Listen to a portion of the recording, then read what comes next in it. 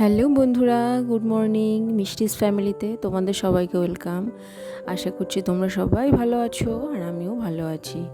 তো এখন বাজে সকাল 6টা আর আজকে আমার ব্লগটা আমি এখান থেকেই শুরু করছি। তোমরা সবাই আমার ব্লগটা দেখো, আশা করছি তোমাদের ভালো লাগবে। তো ছেলের তো স্কুল আবার শুরু হয়ে গেছে, তাই এখন সকাল সকাল সকাল 6টার মধ্যেই ঘুম থেকে উঠে পড়তে হচ্ছে। ওঠার পর ফ্রেশ ট্রেশ হওয়ার পরে এখন ভাবলাম সবার আগে বাসি ঘরটা ঝাড় দিয়ে দিই। এরপরে তো অন্যান্য কাজ আছে, কেননা ছেলেকে এই বাসি ঘরে স্কুলে পাঠাতে চাই না, পাঠাইও না। তাই ভাবলাম আগে বাসি ঘরটা ঝাড় দিই, তারপরে কিচেনে যাব ওর জন্য টিফিনটা রেডি করতে। তো ঘরটা ঝাড় দেওয়ার পরে এখন আমি টিফিনটা রেডি করে নিয়ে এসেছি কিচেন থেকে। আজকে টিফিনে ওকে দিচ্ছি নুডলস। এটা তো সব বাচ্চারাই খেতে পছন্দ করে, আমার ছেলেও তাই। তো এক একদিন এক এক রকম টিফিন দিই স্কুলের জন্য। তারপরে এখন ওর খাবারটা রেডি করে দিচ্ছি। এর মধ্যে ওকে তুলে না ব্রাশ টাশ করিয়ে দিয়েছি। এরপরে ওকে খাইয়ে দেবো, তারপরে আস্তে আস্তে ওকে রেডি করিয়ে দেবো। এখন বাজে 7টার মতো। তা এত সকালে তো কিছুই খেতে চায় না, কিন্তু না খাইয়ে খালি পেটে তো আর পাঠাতে পারি না। ওই জন্য অনেকটা জোর করেই ওকে খাওয়াতে হয়।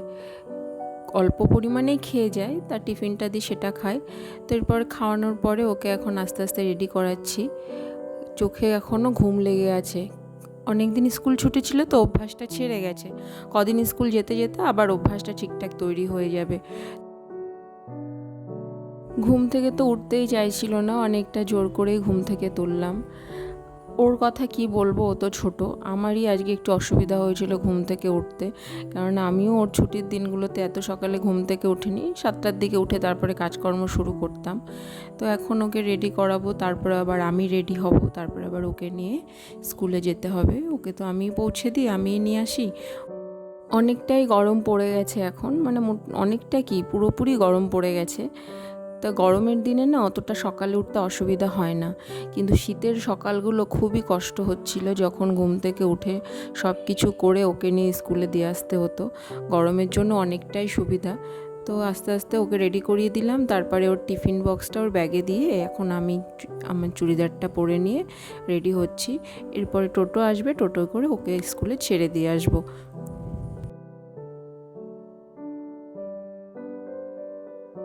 ওকে স্কুলে রেখে এসে বাড়ি ফিরে এসে আমার জন্য একটু চা বানিয়ে নিয়েছি। এখন চা আর দুটো বিস্কুট খাওয়ার পরে বাসি বিছানাটা তুলে নেব, গুছিয়ে নেব। ও যাওয়ার আগে এত কাজ ছিল যে বিছানাটা ঠিকঠাক করে গুছিয়ে নিতে পারিনি। তো এখন চা বিস্কিট খেয়ে নিয়ে আগে বিছানাটা ঠিকঠাক করে গুছিয়ে নেব, তারপরে যা যা কাজ আছে সেগুলো করব। সকাল থেকে বুদ্ধি করে প্রত্যেকটা কাজ যদি টাইম মতো গুছিয়ে করা যায়, তাহলে আর কোনো অসুবিধা হয় না। আমার টাইমটা ম্যানেজ করতে সুবিধা হয়, কারণ ওকে স্কুলে রেখে আসার পরে এই সমস্ত কাজ, আরও রান্না বান্না, আরও যা যা কাজ আছে সেগুলো কমপ্লিট করব। আবার ওর স্কুল ছুটি হবে 12:30টার সময়, তখন আবার ওকে আনতে যেতে হবে।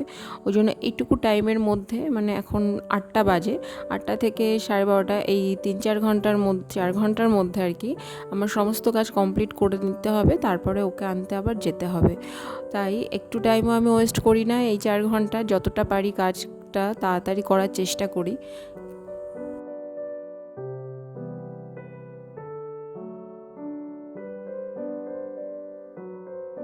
ছেলেকে যখন প্রথম স্কুলে দিলাম তখন আমারও একটু অসুবিধা হচ্ছিল সব কিছু ম্যানেজ করতে, কারণ অভ্যাস ছিল না। কিন্তু গত 1 বছর ধরে অভ্যাসটা খুব ভালোভাবে তৈরি হয়ে গেছে।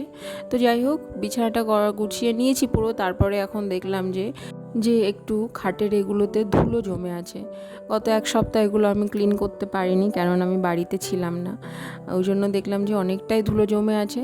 তাই ভাবলাম এখন এটা একটু ক্লিন করে দিই, কারণ এরপরে যখন কিচেনে চলে যাব, তারপরে এসে আবার ছেলেকে আনতে ছুটতে হবে, এদিকে আর হাতই দেওয়া হবে না। আর এই কাজে সে কাজে ভুলেও যাব, আর এটা করাও হবে না। তো আজকে আর অন্য কোনো ক্লিনিংয়ের কাজ করব না, শুধু এই খাটটা একটু ভালো করে একটু মুছে নিচ্ছি। সুন্দর সাজানো গোছানো ঘরবাড়ি সবারই দেখতে ভালো লাগে, আমি আমার আগের অনেক ব্লগেই বলেছি।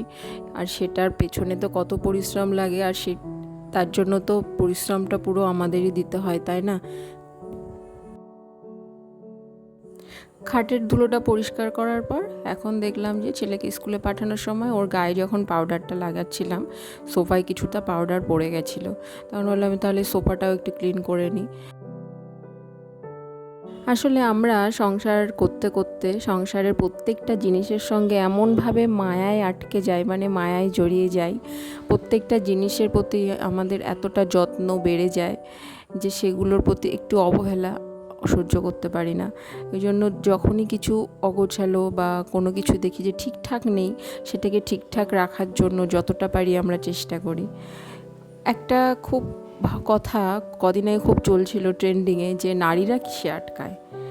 আমি মনে করি নারীরা আটকায় সংসারের মায়ায়, সন্তানের প্রতি, সংসারের প্রতি, নিজের ভালোবাসার প্রতি, সংসারের প্রত্যেকটা জিনিসের প্রতি মায়ায় তারা আটকে যায়।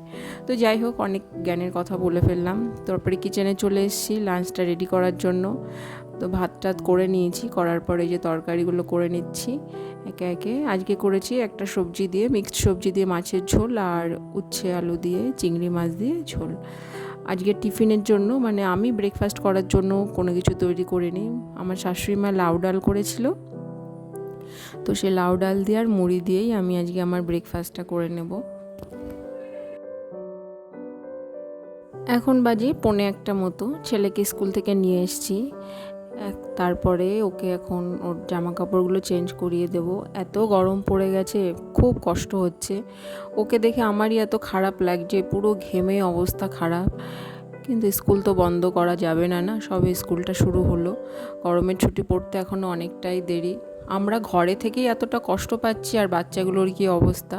তো ওকে চেঞ্জ করিয়ে দিয়ে ওর জন্য আমি জুস বানিয়ে রেখে গেছিলাম, মৌসম্বির জুস, সেটাই দিলাম, আর ও এখন ওটা খাচ্ছে। তারপরে ওকে স্নান করিয়ে দিয়েছি, করার পরে নিজেও স্নান করে নিয়ে কিছু জামা কাপড় কাচাকাচি করার ছিল সেগুলো নিয়ে চলে এসেছি এখন ওপরে ছাদে মেলতে।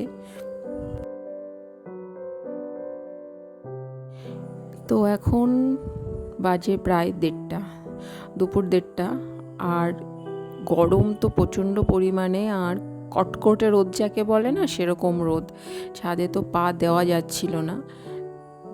তো ছাদে যদি নাও আসি, জামা কাপড়গুলো এত কেচেছি সেগুলো তো শুকোবে না, তাই বাধ্য হয়ে এক প্রকার ছাদে আসতে হলো। আর ছাতা নিয়ে তো আর জামা কাপড় মেলা যায় না, তো সেই জন্য এই রোদ মাথায় করেই জামা কাপড়গুলো আস্তে আস্তে মেলে দিলাম। আর এই জামা কাপড়গুলো এখন ক্লিপ লাগিয়ে দেবো। রোদ আছে কিন্তু সঙ্গে সঙ্গে ভালো হাওয়াও আছে, তাই ভাবলাম যে ক্লিপগুলো দিয়ে দিই, নাহলে জামা কাপড়গুলো হাওয়াতে আবার নিচে পড়ে যাবে, আবার আমার তখন ডবল খাটনি হয়ে যাবে, আবার সেগুলো ধুয়ে ক্লিন করতে হবে। তো যাই হোক, তারপরে চলে এসেছি নিচে আসার পরে ছেলেকে খাইয়ে দিচ্ছি, আর আমিও সঙ্গে সঙ্গে খেয়ে নিচ্ছি, কেননা 2টো প্রায় বেজে গেছে। আর ও তো অনেক সকালে উঠে স্কুলে গেছে, তো ওর ঘুম পেয়ে যাচ্ছে। তাই ভাবলাম, আর আমি যদি ওর সঙ্গে না শুই তাহলেও ঘুমোবে না, তাই ভাবলাম ওকে খাওয়াতে খাওয়াতে নিজেও একটু খেয়ে নিই, তারপরে ওকে ঘুম পাড়িয়ে দেবো।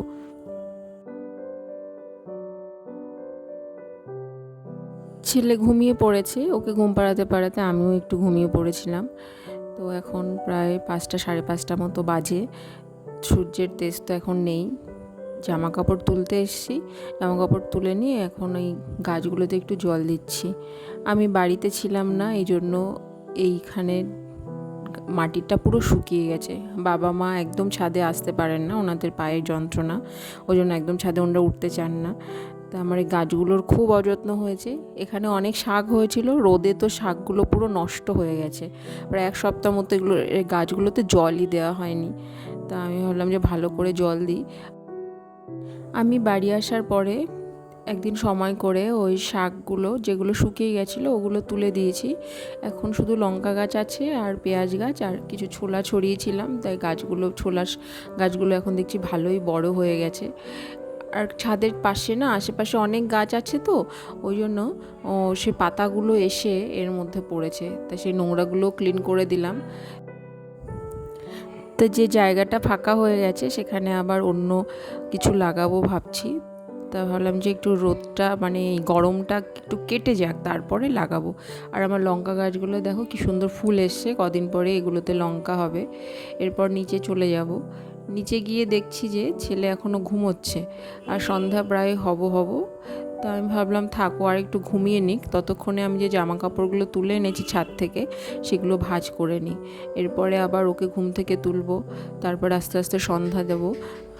তাই এই জামা কাপড়গুলো ভালো করে আগে ভাঁজ করে রেখে দিই, তারপরে ওকে তুলবো। সংসারের প্রত্যেকটা কাজ মানে যেগুলো কাজ আমাদের থাকে সেগুলো যদি পরিপাটি করে আমরা সুন্দর করে গুছিয়ে করতে পারি না, দেখবে একটা আলাদা মানসিক শান্তি লাগে। আর যদি মনে করি যে না আজকে এই কাজটা থাক, এটা দুদিন পরে করব, আমার মনটা খুব খুঁতখুত করা, সেই কাজটা সেভাবেই থেকে যাবে, সেটা আর করা হবে না। তো এরপর আস্তে আস্তে জামাকাপড়গুলো ভাঁজ করে নিচ্ছি, আর ছেলেকে ভাবছি এবার তুলেই দিই। সন্ধ্যা প্রায় হয়ে গেছে, এরপর আবার সন্ধ্যা দিতে হবে।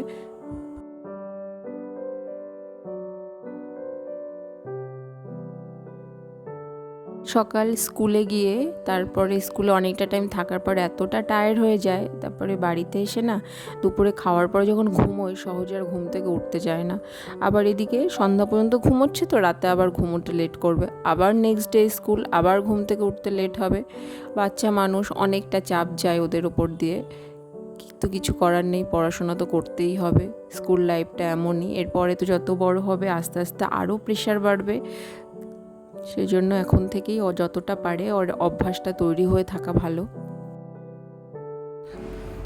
সন্ধ্যা হয়ে গেছে, এখন আস্তে আস্তে সব জায়গার সব রুমের বারান্দার লাইটগুলো জ্বালিয়ে দিলাম।